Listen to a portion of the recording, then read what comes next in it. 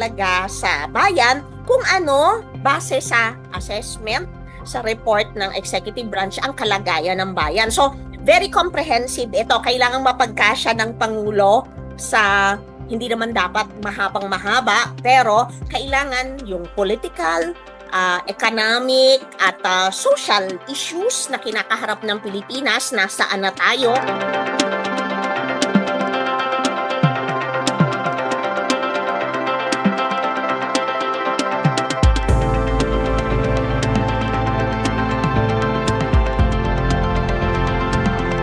Ipapaliwanag niya kung natupad, nasaan na yung mga ipinangako ng gobyerno, ano yung achievements, ano rin yung mga problema pa, at kasama dito yung kanyang responsibilidad na sabihin sa dalawang bahagi ng Kongreso, ang Kamara at ang Senado, ano pa yung maaaring batas na gawin nila. Meron bang kailangang mga i-revise na mga batas? Meron bang kailangang dagdagan ng budget?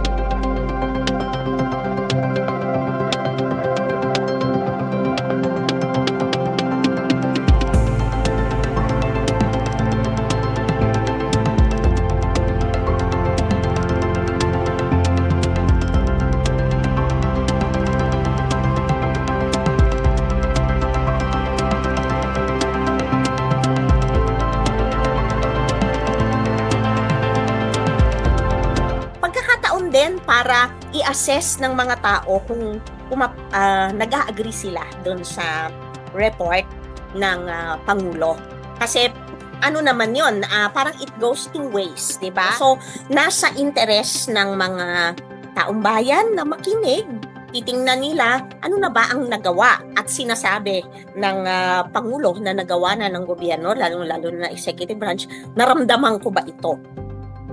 Saan sila kulang? Saan yung hindi ako sumasang-ayon, 'di ba? So, ano rin 'yan, it's a two-way street.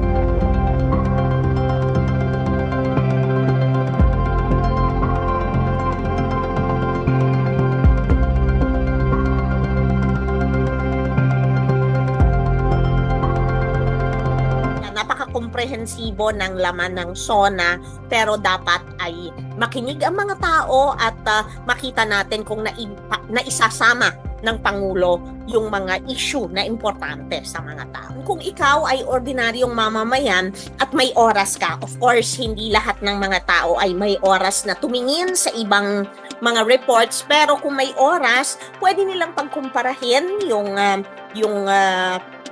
ipine-present ng Pangulo dun sa ipine-present ng ibang grupo at tingnan nila yung empirical evidence na pine-present at yung syempre yung karanasan nila.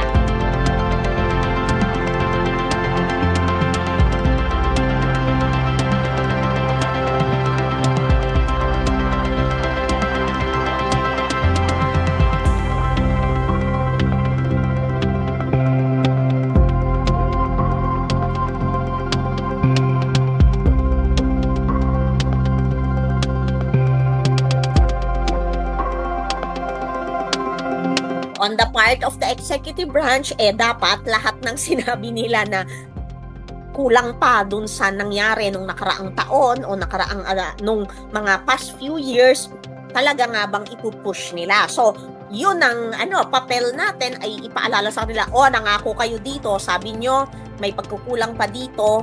So, kailangan pagtrabahuhan nyo, di ba? On the part of the House of Representatives and the Senate naman, ayan, binigyan kayo ng listahan ng mga dapat gawin, so, kailangang ipatupad nyo yan.